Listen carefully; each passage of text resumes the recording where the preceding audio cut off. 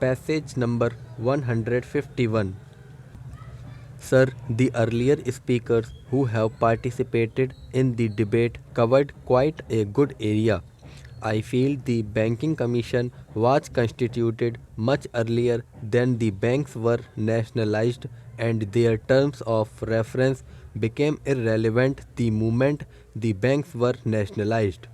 I really do not know what purpose would be served by a debate on their report. Of course, the Honorable House must discuss the functioning of nationalized banks during the last 5 years, and that is what I should like to do now. The banking system has played a vital role as an effective instrument of economic growth and social welfare all over the world. I have had occasions to go through their functioning in certain developed countries. I was really amazed how a country like West Germany, which was almost devastated, could succeed in such a short time in building up its economy with the help of $100 billion given under the Marshall Plan by the United States. The credit for building West Germany, I feel, goes to none else but the banking system. What have we done in our country in the last 27 years? Banks were placed under social control, and then this banking commission was appointed. In 1969, 14 commercial banks were nationalized. Of course, it is a debatable point whether the banks were nationalized for political reasons or economic considerations. My personal view is that the banks were nationalized entirely for political considerations. Bank nationalization was undoubtedly a major event in the history of free India. It had or used the aspirations of the people. There was a feeling at that time that nationalization of banks would prove a panacea to all our economic problems. The common man got an assurance that he would get the required credit to keep his business going. The nationalized banks have functioned for last 5 years. Today, let those who were responsible for nationalization ask whether the objectives for which banks were nationalized had been served. Your finance minister concedes now and then in various parts of the country the banks have failed to serve the national objective. The other day, a junior minister for planning talking in Pune had said that bank nationalization was the greatest failure because it did not serve the national objective. These are hard facts. It is no use being a part of the bandwagon without seeing the repercussions and the consequences.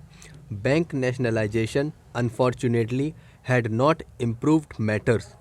If you make a very objective study of it in respect of profitability, efficiency, productivity, or any aspect of the banking system, you will find it has deteriorated and the depositor has suffered greatly.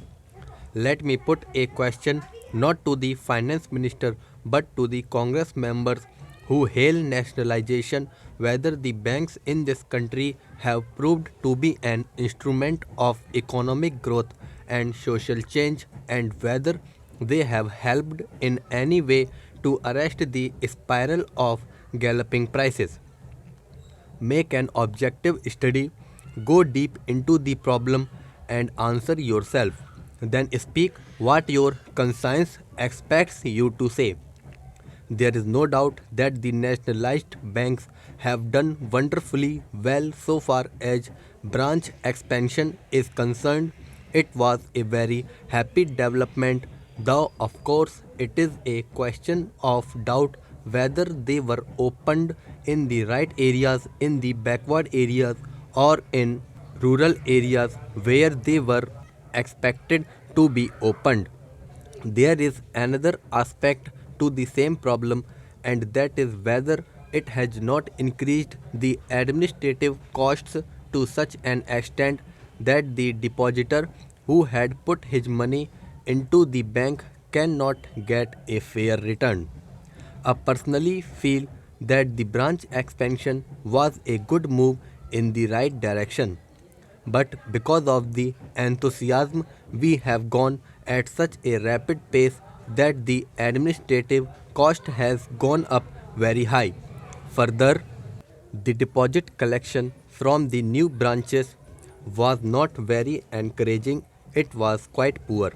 There is another aspect to judge the situation, and that is the aggregate deposit as percentage of national income, and that is low.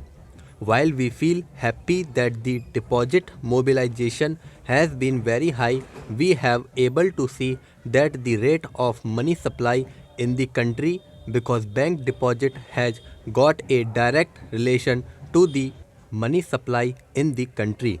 Therefore, we cannot afford to forget one aspect of the problem when we judge the total situation objectively. I do not feel very happy there. The previous speakers have laid a great deal of emphasis on the fact that the commercial banks or the nationalized banks have not served the priority sectors adequately and effectively.